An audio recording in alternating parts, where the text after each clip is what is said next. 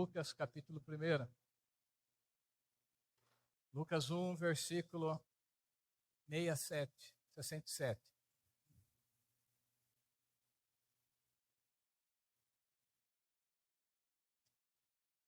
Zacarias, seu pai, cheio do Espírito Santo, profetizou, dizendo: Bendito seja o Senhor Deus de Israel, porque Ele visitou e redimiu o seu povo, e nos suscitou plena e poderosa salvação na casa de Davi, seu servo, como prometera desde a antiguidade, por boca dos seus santos profetas, para nos libertar dos nossos inimigos e das mãos de todos que odeiam, para usar de misericórdia com os nossos pais e lembrar-se da sua santa aliança e do juramento que fez a Abraão, nosso pai, de conceder-nos que, livres das mãos de inimigos, o adorássemos sem temor, em santidade e justiça perante Ele todos os nossos dias.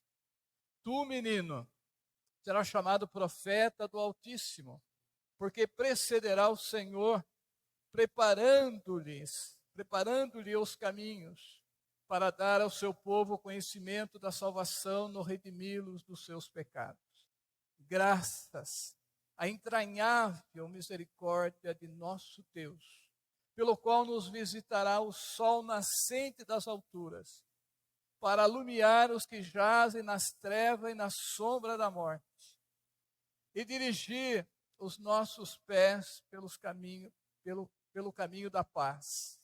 O menino crescia e se fortalecia em espírito, e viveu no deserto até o dia que havia de manifestar-se a Israel.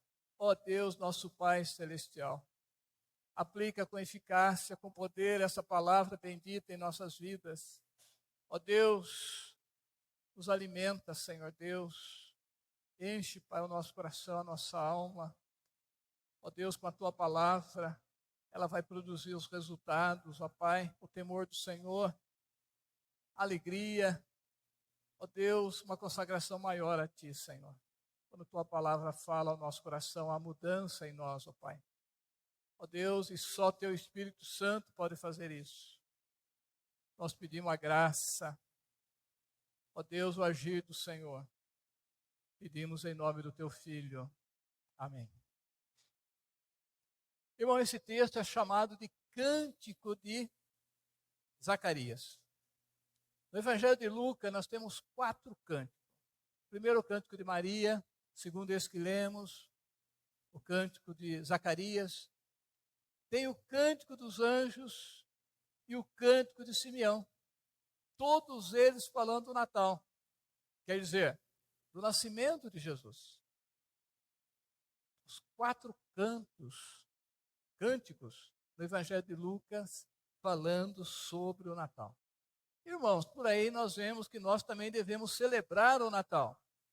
Não da forma que nós falamos domingo passado, com festa, comida, bebida, tão somente isso. Não. Nós devemos celebrar o Natal com cântico ao Senhor Jesus, ao nosso Deus. Cântico de gratidão, cântico de louvor, com adoração, com a palavra, com grande e intenso júbilo, irmãos. Quando nós entendemos a salvação, quando nós entendemos onde nós estamos, para onde nós vamos, isso tem que trazer júbilo, alegria. Não podemos viver uma vida morta espiritualmente.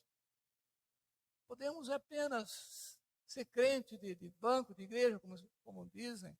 Nós precisamos amar o Senhor de todo o nosso coração. Nós precisamos glorificar o Senhor. Nós precisamos anelar a presença do Senhor em nossas vidas, a conhecer o Senhor, a se deleitar nele. Senão fica uma coisa vazia, irmãos, uma coisa rotineira. Lemos a palavra, mas não meditamos na palavra, o Espírito Santo não aplica a palavra em nós, pouca coisa acontece. Oramos, tem uma oração aí de poucos minutos. Não é só isso, irmãos. Nós temos que conhecer, como diz o profeta Oséias, conheçamos e prossigamos em conhecer o Senhor. Conhecer a Deus, irmãos. Então vamos celebrar o Natal de forma que honre o Senhor Jesus de forma bíblica, como nós falamos domingo passado. Versículo 67. Então, vamos fazer uma exposição, não vai ser demorada não, por causa da hora. Versículo 67, Zacarias, seu pai. Pai de quem que Zacarias é? Pai do precursor do Messias. Pai de João Batista. Zacarias, seu pai, que ficou mudo desde a concepção da sua esposa, Isabel, até o dia de circuncidar o menino, porque ele não creu naquilo que o anjo falou, que ele era sacerdote do Senhor. Mas no dia de circuncidar, perguntou o nome. Queria colocar o nome de Zacarias. Falou, não. Escreveu numa taubinha, João será o seu nome. Daí a boca dele abriu. Como uma represa, ele começou a louvar a Deus. Ele começou a louvar a Deus. Dá uma olhada no versículo antes aqui. Versículo 64. Imediatamente a boca lhe abriu. Desimpedida a língua, falava louvando a Deus. Falava louvando a Deus. Então Zacarias, o pai de João Batista. Então Zacarias, seu pai, cheio do Espírito Santo, ele profetizou. Irmão, então isso nós devemos prestar atenção, e muita atenção, porque isso aqui foi profetizado pelo Espírito Santo. Está bem claro aqui. Todas as escrituras mas aqui está dizendo, Zacarias, seu pai, cheio, transbordante do Espírito Santo, profetizou dizendo. Então isso merece toda a nossa atenção. Toda a nossa atenção. Zacarias, um sacerdote de Deus, um homem já idoso, ele e sua mulher Isabel vivia irrepreensivelmente em toda a lei do Senhor, mas Isabel era estéril. Ela teve o filho na velhice, um homem sempre temente a Deus, mas não creu quando o anjo disse, e levou uma disciplina de Deus, ficando mudo, toda a gravidez da sua esposa, e agora aqui ele está cheio de júbilo, o Espírito Santo o encheu de tal maneira, e ele está louvando a Deus com esse canto, com essa palavra. Então nós devemos prestar muita atenção no que ele diz. Olha o versículo 68, ele começa, bendito seja o Senhor Deus de Israel, Deus de Abraão, Deus de Isaac, porque ele visitou e redimiu o seu povo. E uma coisa interessante aqui, que Zacarias, ele fala como os profetas do Antigo Testamento, como se o fato já tivesse acontecido. Maria estava só com 3 meses de gravidez aqui, Jesus não tinha, estava no ventre, mas não tinha nascido ainda. Mas ele fala que Deus já visitou, Deus já redimiu. Assim eram os profetas Isaías. Assim o profeta Isaías e os demais profetas. Eles falavam como se já tivesse acontecido aquilo. A certeza. Como o Senhor Jesus, na sua oração sacerdotal, eu consumei a obra que tu me deste para realizar. Mas só no dia seguinte que ele ia na cruz, e só depois de 3 dias que ele ia ressuscitar. Mas já estava consumado. Não tinha como falhar. E Zacarias fala exatamente isso, como tivesse ocorrido. E Jesus não tinha nem nascido ainda. Deus visitou e redimiu o seu povo na pessoa de Jesus Cristo. Jesus Cristo, ele é o Emanuel.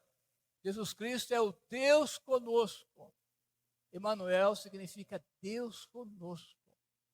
Deus nos redimiu na pessoa do seu Filho Jesus Cristo, que é o Deus conosco. Está lá em Mateus 1, 23. O que é redimir, irmão? Nós falamos muito isso. Redimir redimiu, quer dizer, libertou através de um resgate, de um pagamento, de um resgate. Deus visitou o seu povo através do seu Filho Jesus Cristo e nos redimiu. Houve um resgate, houve um pagamento. Nós fomos resgatados, irmãos, pelo precioso sangue de Jesus Cristo derramado na cruz do Calvário. Esse é o preço da nossa redenção. Esse é o preço da nossa salvação. Esse é o preço que Deus pagou por nós. Irmãos, a vida de Jesus é o nosso resgate. Deus nos resgatou com a morte, com a vida, a morte de Cristo, o sangue de Cristo. Irmão, nós somos bem-aventurados. Se você está salvo, se você já foi redimido, lavado no sangue de Cristo, irmão, você tem tudo. Você tem tudo. Aqui e na eternidade. Por que Satanás consegue nos oprimir? Por que Satanás consegue nos abater ainda com toda essa essa bênção de Deus na nossa vida. Mesmo assim nós ficamos temerosos, ansiosos, inquietos, preocupados. Nós já fomos redimidos, irmãos, redimidos do pecado, redimidos de Satanás, redimidos do inferno.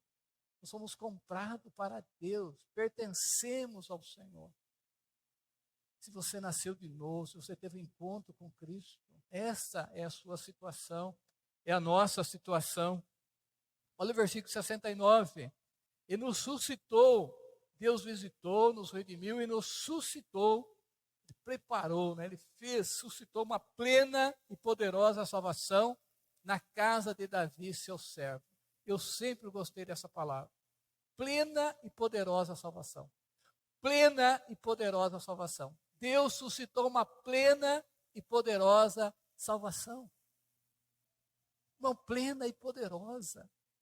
Por que buscar em outro lugar? Por que depender de mim mesmo? Por que ter medo? Porque eu não faço isso, não faço aquilo. A salvação é plena, ela é poderosa. Deus suscitou, Deus preparou, Deus levantou, Deus fez acontecer essa plena e poderosa salvação. Plena e poderosa, sempre tocou meu coração essa palavra. Jesus, ele pode salvar totalmente, plenamente e eternamente todos aqueles que nele crê, por causa da eficácia do seu sacrifício expiatório, vicário, lá na cruz que ele realizou, lá na cruz do Calvário. Jesus pode salvar plenamente, irmão, totalmente. Por que medo dessa partir dessa vida? Porque o medo da morte. Por que, irmãos, se nós estamos plenamente salvos, eternamente salvos? Por quê? Irmãos, tem um texto lá, gostaria de ler, não ia ler, mas vamos ler, por causa do tempo. Hebreus capítulo 7. Hebreus 7, versículo 25. Versículo 24, 25. Por isso também pode salvar totalmente o que por ele se achega a Deus, vivendo para interceder por eles. Com efeito, nos convinha um sumo sacerdote como este, santo, inculpável, sem mácula, separado dos pecadores, feito mais alto do que os céus. Esse é Jesus. Irmão, era necessário um sumo sacerdote como esse. Convinha, era necessário. Inculpável, sem mácula, separado dos pecadores, feito mais alto do que os céus. E versículo 28, o Filho perfeito para sempre. Para sempre. E essa poderosa salvação, irmãos, não foi um plano de última hora. Deus havia planejado antes dos tempos eternos. E foi anunciado desde a antiguidade por boca dos seus santos profetas. Está aí no versículo 70. Mantenha a Bíblia aberta em Lucas 1. Versículo 70. Uma salvação que não foi de última hora. Uma salvação planejada antes dos tempos eternos, antes da fundação do mundo. Anunciada por boca dos seus santos profetas. Irmão, a vinda de Cristo foi anunciada ao longo de todo o Antigo Testamento. O profeta Isaías foi o profeta que mais falou da primeira vinda de Cristo ao mundo. Foi chamado o profeta messiânico, Isaías. Ele profetizou a respeito do nascimento de Jesus em várias passagens. Hoje na escola dominical lemos algumas. A Virgem dará à luz um filho. Seu nome será maravilhoso, conselheiro, Deus forte, Pai da eternidade, príncipe da paz. E assim Isaías vai falando da primeira vinda de Cristo. Olha o versículo 71. Para nos libertar dos nossos inimigos e das mãos de todos os que nos odeiam. Irmãos, os judeus esperavam o Messias político para libertar do jugo de Roma, dos romanos, do Império Romano. Os judeus aguardavam o Messias e aguardam ainda o Messias político para libertar do jugo romano na época. Mas ele veio, irmão, para nos libertar de um jugo muito mais pesado, que é o jugo do pecado, que só ele conseguiu carregar. Ninguém consegue carregar o fardo do pecado, o jugo do pecado. Só Jesus Cristo consegue, só ele fez isso. Irmão, Jesus conquistou não só o Império Romano, não conquistou na guerra, mas conquistou espiritualmente. Mas Jesus conquistou o império das trevas. Nós falamos domingo passado. Jesus conquistou Satanás, derrotou e destruiu a própria morte com a sua morte e ressurreição. Jesus derrotou a morte com a sua morte e com a sua ressurreição.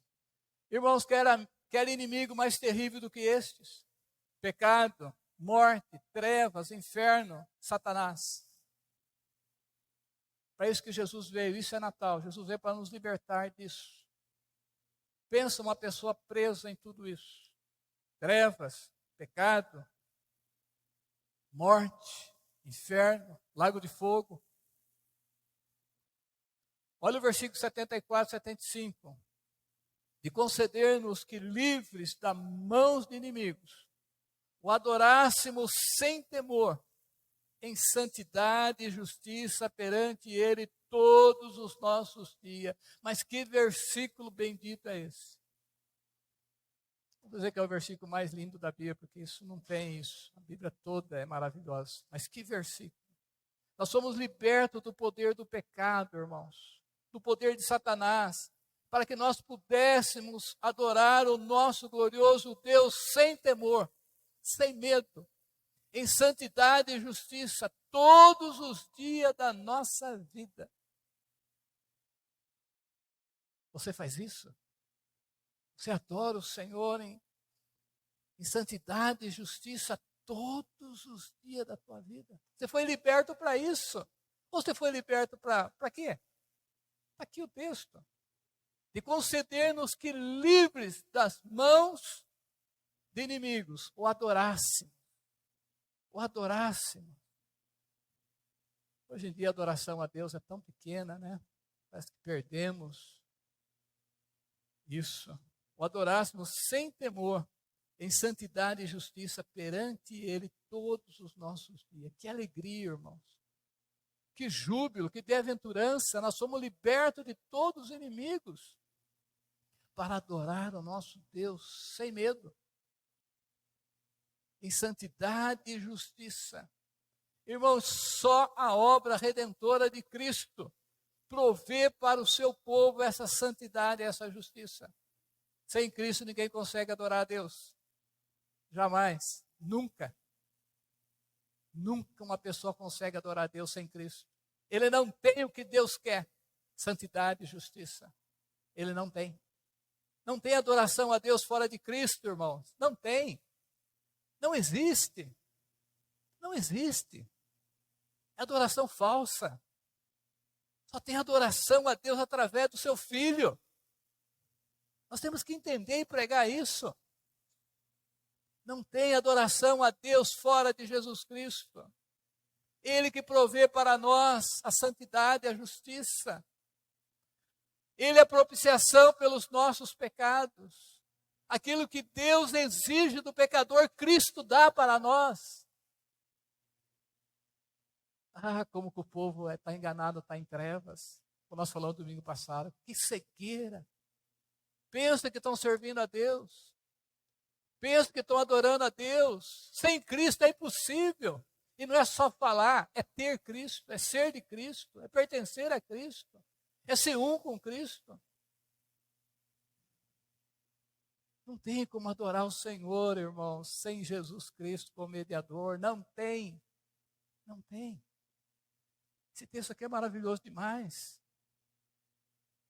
Ele nos libertou de todos os nossos inimigos, para que adorássemos sem temor, em santidade e justiça, todos os nossos dias. E Jesus prepara isso para nós. Jesus prepara.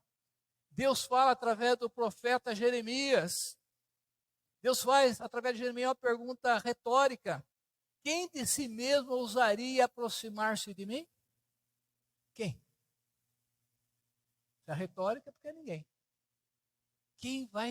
Quem ousaria? Está lá em Jeremias 30, 21. Quem de si mesmo ousaria aproximar-se de mim? E hoje nós vemos tanto tolo aí chegando em Deus, achando que está chegando a Deus. Como que você vai chegar a Deus? Como? Precisa saber quem é Deus, o caráter, a santidade, os atributos, a justiça que Deus exige. Nós só chegamos porque nós temos o grande Redentor, o grande Salvador, que satisfez tudo que a justiça, a lei, a santidade de Deus exige, Jesus Cristo. Ele nos dá essa santidade, essa justiça, e nós adoramos o Senhor, e Deus aceita a nossa adoração. Então, somente por causa do seu Filho, Jesus Cristo. Olha o versículo 76. Tu, menino, quem que está falando isso? Presta atenção no texto. Zacarias. Tu, menino, serás chamado profeta do Altíssimo, porque precederá o Senhor, preparando-lhes o caminho. Tu, menino. Agora Zacarias dirige-se ao seu filho, recém-nascido. Talvez toma ele no braço ali e fala, menino, tu, menina, será profeta do Altíssimo. Tu vai preceder o Senhor. Não sei se ele pegou o menino no braço, mas é bem provável, né? É que ele volta para o menino aqui, olha o texto. Tu, menino, ele fala com o filho dele, recém-nascido, será chamado profeta do Altíssimo, porque precederá o Senhor preparando-lhe o caminho. Irmão, isso já estava profetizado no profeta Isaías. Isaías 40, versículo 3 e 5. Vós que clama no deserto, preparai o caminho do Senhor, endireitai no ermo a vereda do nosso Deus.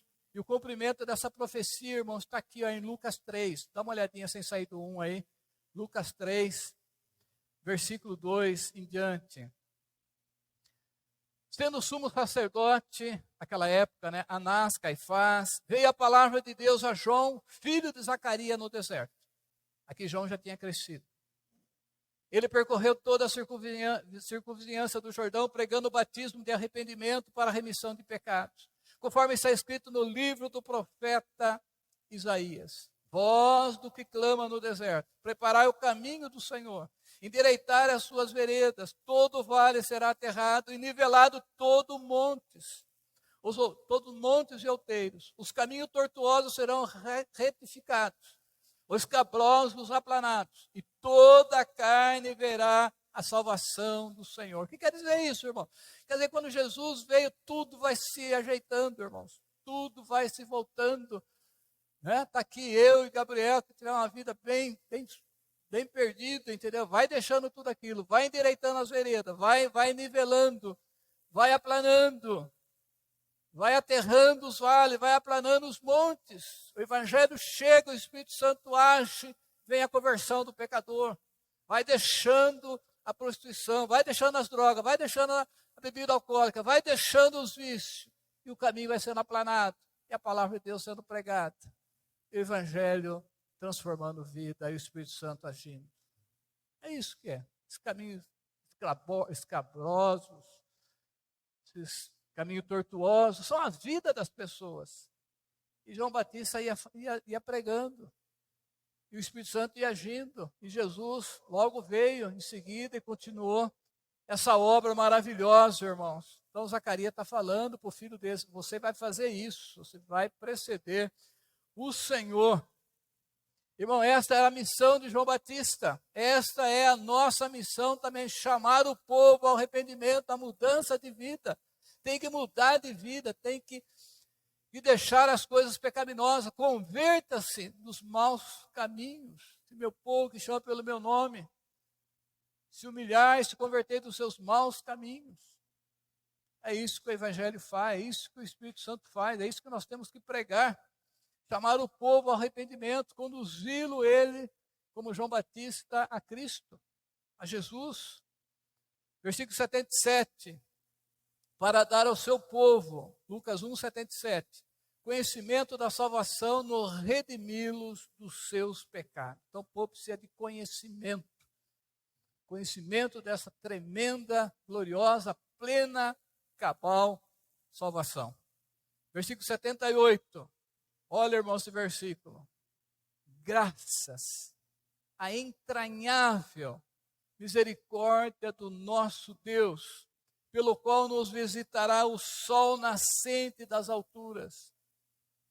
A vinda de Cristo ao mundo, irmãos, foi tão somente pela entranhável misericórdia de Deus. Entranhável, irmão, é uma coisa que vem lá do mais profundo ser de Deus.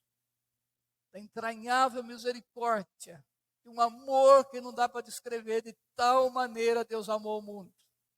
De tal maneira. Graça à entranhável misericórdia do nosso Deus.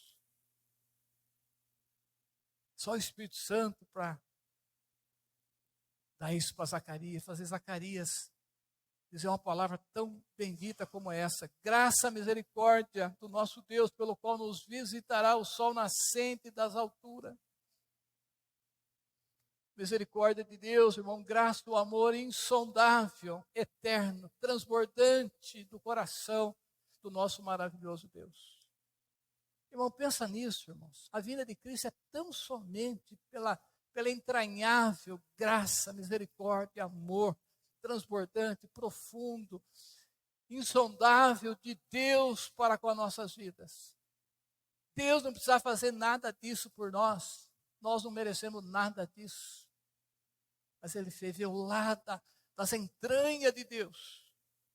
A entranha de Deus, o amor de Deus. Enviar o seu Filho, pelo qual nos visitará o sol nascente das alturas, como nós falamos domingo passado. Sol nascente das alturas. Jesus é o sol nascente das alturas. Jesus é o sol de eterno fulgor, como o hino que nós vamos cantar depois, Noite de Paz. Sol de eterno fulgor é o Senhor Jesus Cristo. Olha o versículo 79. Para alumiar os que jazem. Então, essa entranhável misericórdia de Deus enviando o sol nascente das alturas. Para quê? Para nos alumiar. O ser humano está em trevas, irmãos. Para alumiar os que jazem nas trevas e na sombra da morte. E dirigir os nossos pés pelo caminho da paz. Pelo caminho da paz. 700 anos antes, o profeta Isaías havia predito que o povo que estava em treva viu grande luz. E os que viviam na região da sombra da morte resplandeceu-lhe a luz. Falando de Cristo, Isaías 9:2. Essa profecia se cumpriu com a vinda de Cristo ao mundo. Jesus disse: eu vim como luz para o mundo, a fim de que todo aquele que crê em mim não pereça nas trevas, mas tenha a luz da vida. Sem Cristo as pessoas estão nas trevas espiritualmente falando, irmão. Todos já nascem separados, já nascem no pecado. Por isso que a conversão do pecador é descrita na Bíblia como passar das trevas para a luz, da potestade de Satanás para Deus. A pessoa sai do domínio de Satanás, vem debaixo do domínio de Cristo. Sai das trevas, vem para a luz. O apóstolo Pedro diz que nós não éramos o povo de Deus, mas agora somos o povo de Deus. Nós não tínhamos alcançado a misericórdia, mas agora nós alcançamos a misericórdia. Por quê? Porque Deus nos chamou das trevas para a sua maravilhosa luz. Irmãos, pensa, você já foi chamado? Nós falamos do domingo passado, quase repetindo o sermão do domingo passado, mas tão maravilhoso. Você já foi chamado para essa luz? Você já pertence a esse reino de luz? Você já pertence ao reino de Cristo? Quando nós falamos, tem dois reinos, das trevas e da luz. Já hoje, agora, no qual reino você está? Das trevas e nem sabe, ou da luz? Irmão, nós precisamos tomar uma posição, nós precisamos chorar se for necessário ao pé do Senhor. Senhor, eu quero ter essa convicção, essa certeza, Senhor, que eu pertenço ao Senhor. Certeza que eu estou na luz, o Senhor me libertou das trevas, do pecado. Mas se o pecado ainda continua te dominando, se você está sempre cedendo, se você ama o pecado, é certeza que você está nas trevas. Então precisa lutar, irmãos. Precisa buscar o Senhor. Deus é que faz, é o Espírito Santo que opera, mas nós temos que clamar, misericórdia, Senhor. Salva-me, Senhor. Compadece de mim, perdoa-me, transforma, muda esse coração inclinado para o pecado, para as coisas erradas. Muda, Senhor. Então é trevas, irmãos. O profeta Isaías, no capítulo 60, versículo 2, ele diz: Eis que as trevas cobrem a terra, é a escuridão os povos, mas sobre ti aparece resplandecente o Senhor, e a sua glória se vê sobre ti. Irmão, primeiramente, nós sabemos que Isaías está falando aqui para Jerusalém, para o povo de Jerusalém. Mas se aplica a todo o povo de Cristo, irmãos. Não tem como. Tem que aplicar. Tem que aplicar, irmãos. Tudo que está na Bíblia é para o povo de Deus, tanto no Antigo como no Novo Testamento. É para nós. Então, Isaías está dizendo aqui, irmão, capítulo 60, versículo 2: Eis que as trevas cobrem a terra. A escuridão cobre os povos, mas sobre ti que crê em Cristo. E eu estou acrescentando isso. Mas sobre ti aparece resplandecente o Senhor, e a sua glória se vê em ti. A glória de Deus sendo vista em nós. A nossa maneira simples de viver. Na paz de espírito, na bondade de coração, a certeza que pertencemos ao Senhor. Jesus é o sol nascente das alturas, o sol de eterno fulgor. Ele brilhará sobre nós, irmãos, eternamente. Hoje nós já sentimos que estamos na luz, nós já desfrutamos dessa luz, mas ele vai brilhar sobre nós eternamente. Quero encerrar com esse versículo. Todos vamos ler Apocalipse 22, versículo 3 ao 5. Apocalipse 22, ele já nos transportou do reino das trevas para o reino do Filho do seu amor. Nós já estamos na maravilhosa luz de Deus, mas Jesus vai brilhar sobre nós para sempre, e sempre, e sempre. Eu vou ler aqui, irmãos, Apocalipse 22, 3. Nunca mais haverá qualquer maldição. Nela estará o trono de Deus e do Cordeiro. Os seus servos servirão, contemplarão a face, e na sua fronte está o nome dele. Então já não haverá noite, nem precisa ele de luz de candeia, nem da luz do sol, porque o Senhor Deus brilhará sobre ele, e reinarão pelos séculos dos séculos. Isso não enche teu coração? Não enche teu coração, não tira todo o medo de partir dessa vida? Não tira? Ou isso aqui não funciona? Ou isso aqui não é verdade? Lá não tem treva, lá não tem noite, não haverá noite, não precisa de luz, nem de candeia, o que eles conheciam na época, nem de luz de candeia, nem da luz do sol, porque o Senhor Deus brilhará sobre ele, e reinarão pelos séculos dos séculos. E aqui no 21, 23 de Apocalipse, a cidade não precisa de sol, nem da lua, para dar claridade, pois a glória de Deus iluminou, e o Cordeiro, Jesus Cristo, é a lâmpada. Pensa em lâmpada, pensa nesse negócio aqui, mas não é isso não.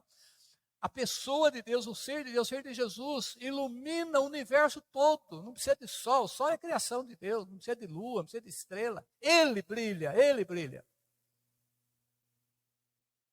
Irmãos, aqui até que tem uns brilhos bonitos aí no piso, né? Bonito. Mas a glória de Deus não se compara. Não precisa de nada disso aqui, irmão. Ele é a glória. Ele brilha. Nós vamos brilhar com ele. A glória, brilharão, Daniel diz que brilharão para sempre aqueles que conduziram muito à justiça. Mais que as estrelas, sempre e eternamente. Irmão, quanta delícia nós estamos perdendo a palavra de Deus pela dureza do coração, pela preguiça espiritual, pelo pecado que nos assedia, que nos amarra, que nos prende. Com tanto gozo, tanta alegria para a gente desfrutar já aqui. nos preparando o nosso coração, nossa alma para esse dia glorioso. Quando Jesus, o sol nascente das alturas, vai brilhar, como diz Isaías, sobre ti aparecerá a glória do Senhor. Mas hoje está tão difícil. Isso, às vezes nós estamos tão apagados, tão mortos, tão vazios. Mas não podemos desanimar, temos que continuar essas verdades bíblicas. E termina o versículo 80, que o menino crescia, se fortalecia lá no deserto, até o dia que ele ia comparecer perante Israel para anunciar a mensagem. Está falando de João Batista. Estou falando porque alguém confunde com Cristo, né? O menino ali, no versículo 80, é João Batista.